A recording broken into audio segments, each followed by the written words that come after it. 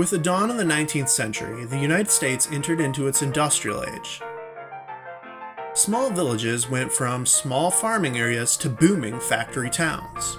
But a darkness was on the horizon.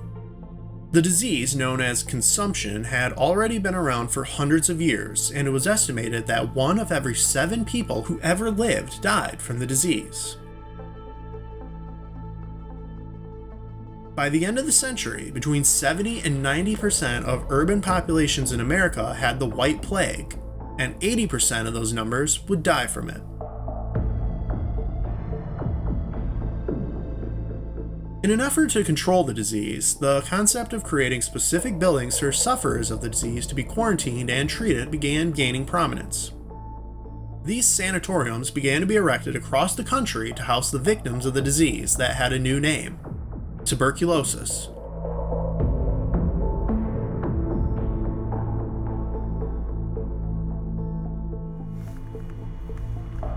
In 400 feet, arrive at 3838 East Old 36 Road on the right. 3838 Old East Old 36 Road.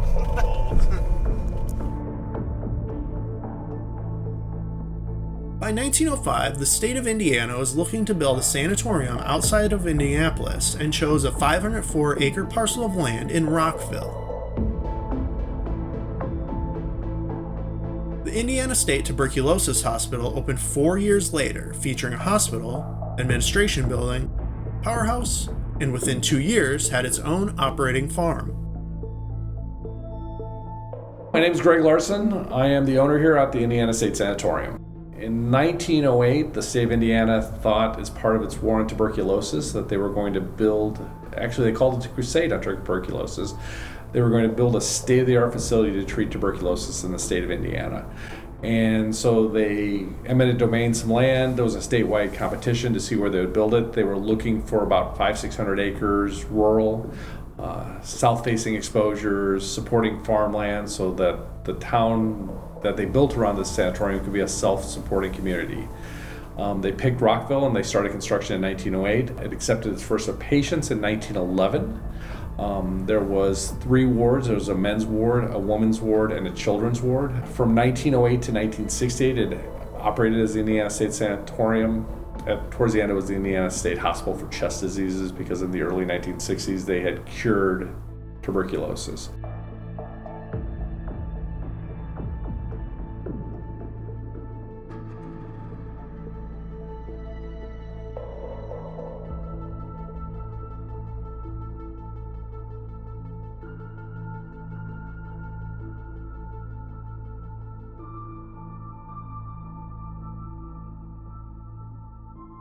Here's the main lobby. And then probably these are like offices, maybe admittance.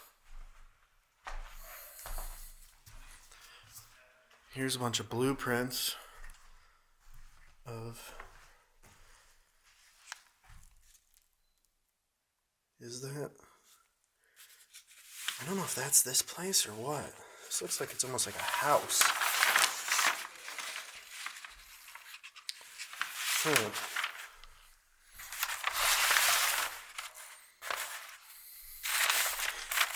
It's gotta be this place though, but it doesn't really look like it.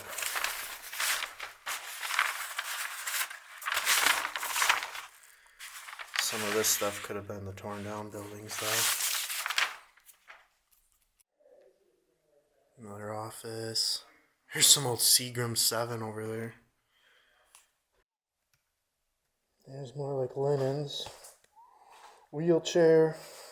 And the guy in a wheelchair. Oh, they have like a little like general store or something. Oh yeah, this must have been, a store so they could buy stuff. Bingo points.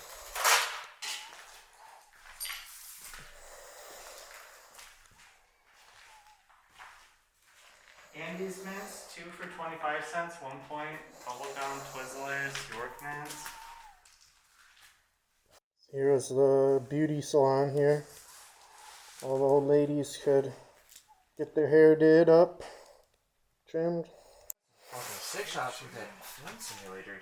Yeah. Oh, whoa. Look, destroy after 2007. Obviously, they never did that. Lab pro-footage. Shots of some kid. Yeah, these are a lot of files that should have been destroyed that they never did.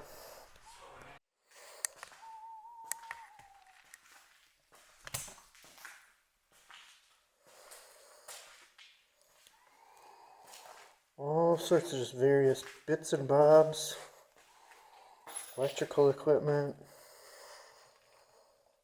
Room. So this was for maybe like an unruly patient or whatever they were put in here. Here's kind of a schedule. And then this was their bed. So maybe unruly or sick. Something to that effect. They had their own room. Okay.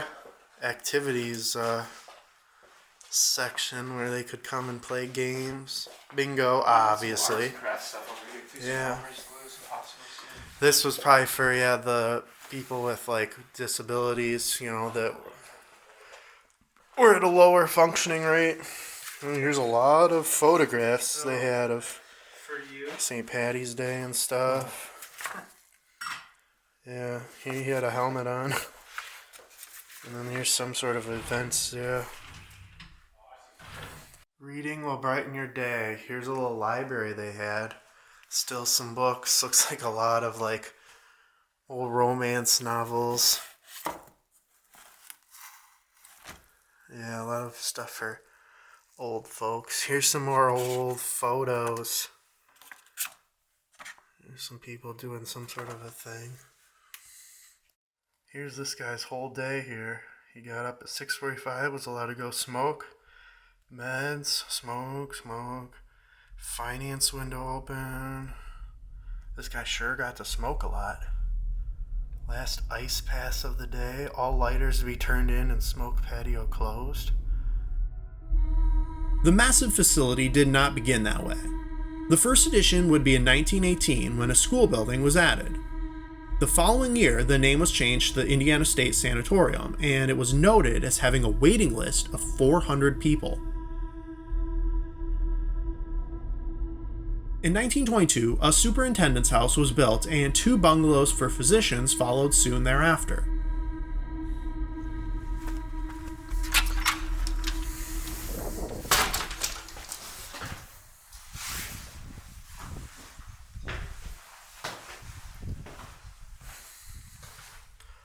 A little coffee pot there.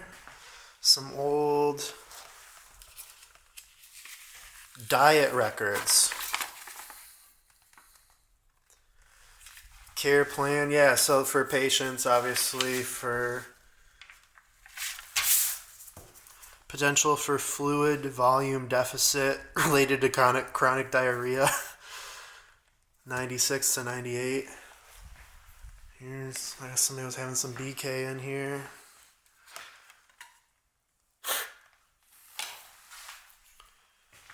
Oh, yeah, there's a whole bunch of those CDs.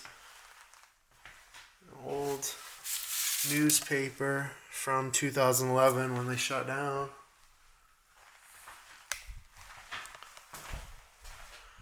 More records. Oh, this is from 75. Dining, snack total. So they'd sell, so they could sell food, extra snacks or whatnot.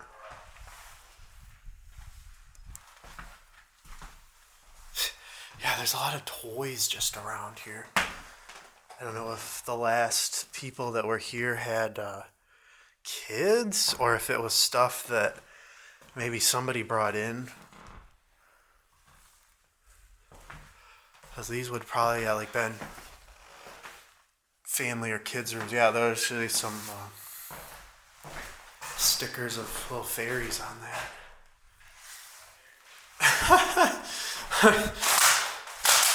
A little doll head here. Look at these. That is just a creepy ass doll. Up to the attic. which is supposed to have, yeah, a lot of stuff left here. Oh! Yeah, here's some Christmas. This damn yarn, which has been running through the whole thing. But oh wow, yeah. There's a ton of children's toys and stuff here.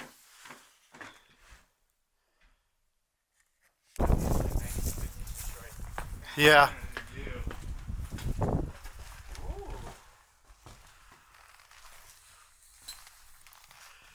Oh, some stuff here still. Here's an old photograph of the family. Look at this photograph. Kitchen area is pretty wrecked.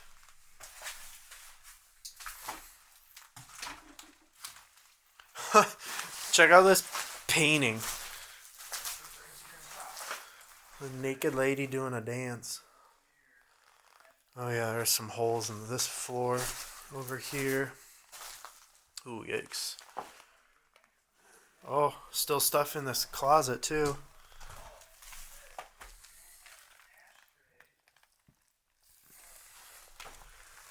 Yeah, though, I don't think I want to really go in here very far.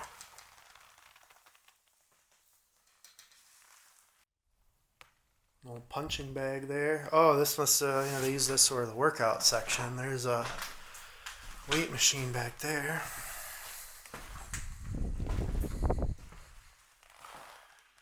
Books. Bathroom. Oh yeah, floor is kind of bad in here again. So, yeah, I don't think you want to come up here.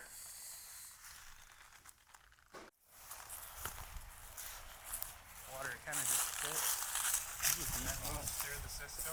That also stirs it. See here. So they had a couple levees here depending on how high the water table is. That's why all that green stuff's just algae buildup over time because they haven't put any chemicals in it. Nature's just had its way. So that kind of separated a lot of like the solid particles. It's like a weird. Had the chain and everything there to run it. The bottles and everything. This is cool. I'm gonna have to show this to the. Oh yeah.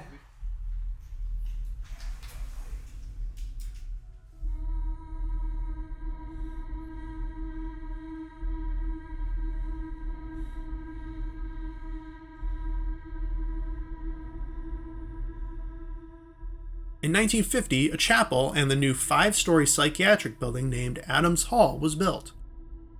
This proved pointless, however, as that decade saw a cure to the disease and the patient number fell until finally closing in 1968. With the cure of tuberculosis and the thought that they didn't need a remote site that was kind of quarantined from the rest of the state, they closed the hospital and it sat vacant for about 10 years.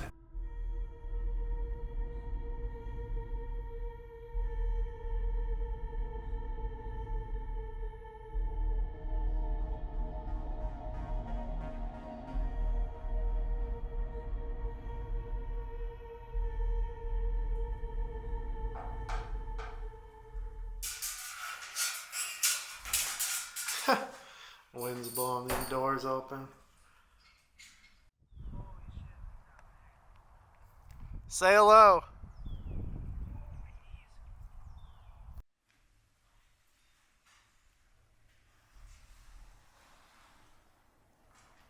So you can still see where they had all the little plastic letterings on here from the sun fading it out.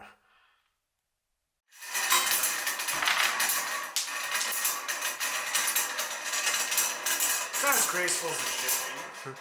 Oh, that should be so annoying. I'll be yelling at my roommate on WhatsApp. Play that Yeah. fucking thing. Oh, that chair's pretty dope. More cards. Here's a back scratcher. Here's some. The meeting from the state was about their somebody's morals, music books.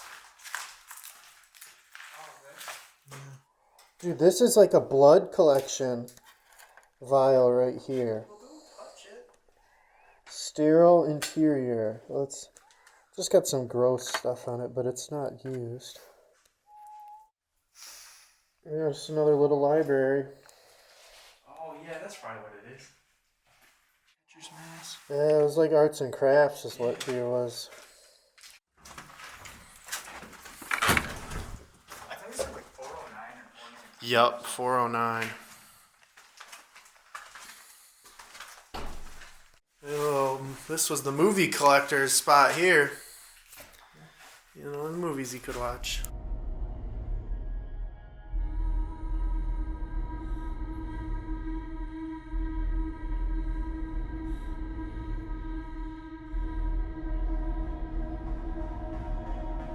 Following its closure in 1968, the sanatorium would be purchased the following decade and converted into an assisted living facility.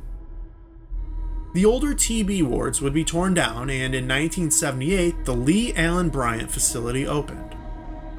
However, like the sanatorium before it, they did not have enough patients, and the state began transferring the mentally ill to the facility as well. They had some problems with the county. The county was supposed to close its nursing home and move all its patients over here as part of the agreement for them to come into the county.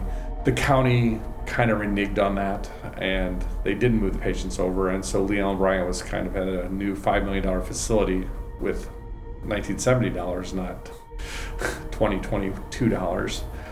They ended up opening a mental hospital instead. There was in northern Indiana, right on the Michigan border, there was a mental hospital called St. Anne's that was closing.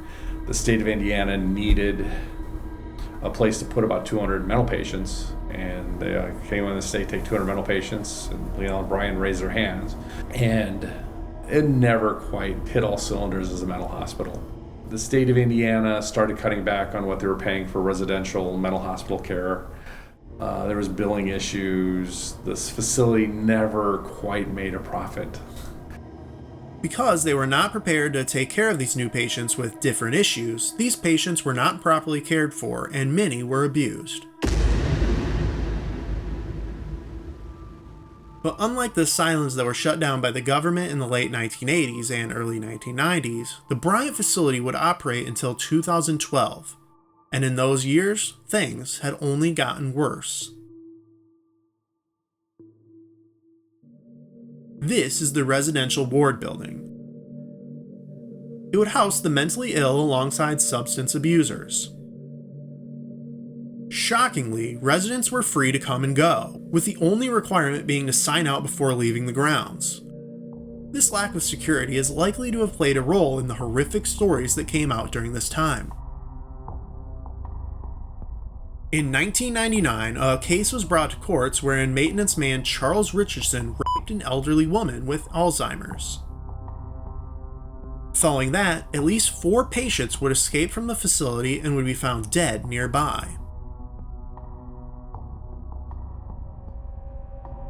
January 2002, 71-year-old Myrtle Nordholt wandered out of the buildings and died from exposure. April 2002, 30-year-old Derek Rolwicks committed suicide a quarter-mile away from the hospital. The following month, the Department of Health placed the facility on probation, but little changed. March 2005, 23-year-old Severina Spivey was found dead near Raccoon Lake a month later after escaping. It was believed she laid down to sleep and froze to death. In 2006, Robert E. Didalot, a 62-year-old patient, escaped into the surrounding woods. A search by authorities would find the man 3 days later drowned in a creek after falling from some logs he was trying to cross on.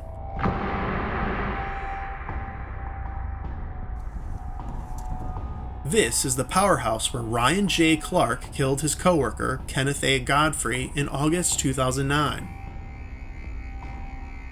Papers mention the two had a dispute going on when Clark entered the maintenance building and shot Godfrey with a single shot to the chest. He then went to the boiler room and shot himself in the head. Okay, so we are now in the boiler room. This is where Ryan J. Clark shot himself in the head after murdering his coworker.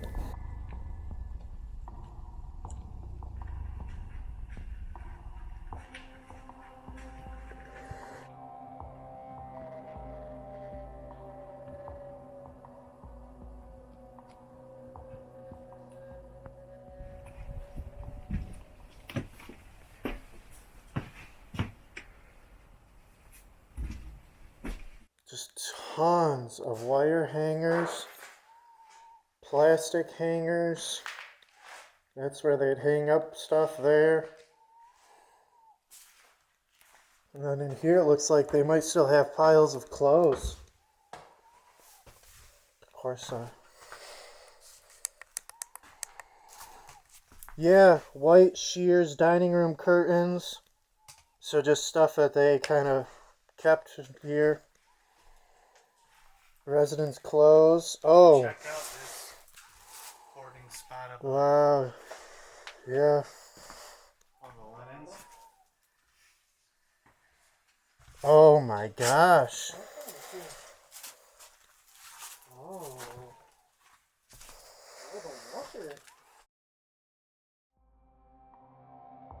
In 2011, the facility would close for the final time amidst fighting with the state. 2011, the state of Indiana pulled their license. There was lawsuits over billing, and the whole facility just closed down. Many patients would be transferred elsewhere when funding was cut. However, then owner Tom Hine would readmit 42 residents and sue the state. A judge would side with him and order Indiana to pay the facility $175,000. It was alleged that in retaliation, the state would close Bryant down.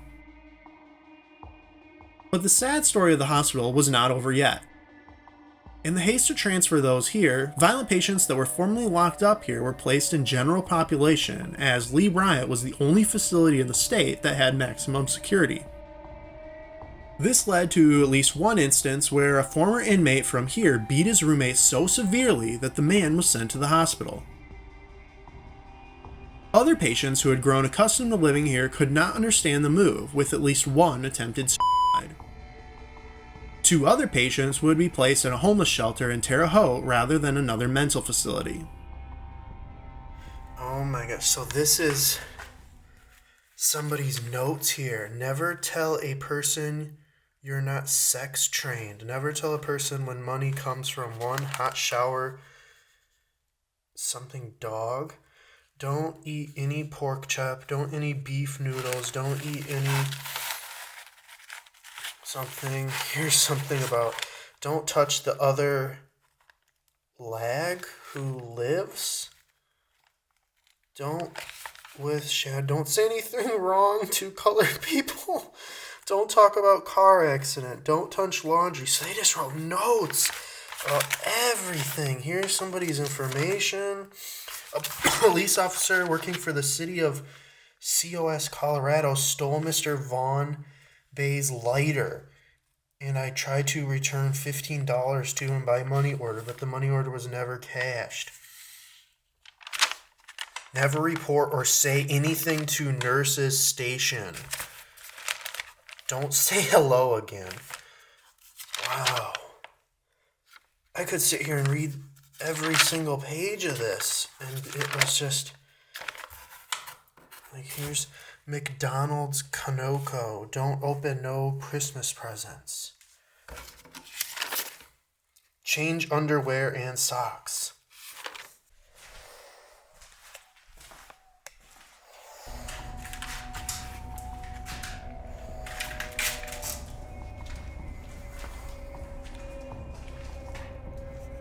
The final area we have to look around is the tunnel system below. Many report this area to be a paranormal hotspot. During the winter months, these tunnels were not only used by staff to avoid going outside between buildings, but also used to transport the dead. Since 2021, we have been doing a full historical restoration out here. We've put together about 6 or 7 parcels of land to try to get all the original property. The original property was about 600 acres. We have about 200 acres right now, but we have all the buildings now that were originally part of the Indiana State Sanatorium. Like I said, we've been busy pretty much ever since. And so every Friday and Saturday night this year is booked. We're filming 2 Hollywood films out here this year. We have a new Amazon Prime show coming on very quickly.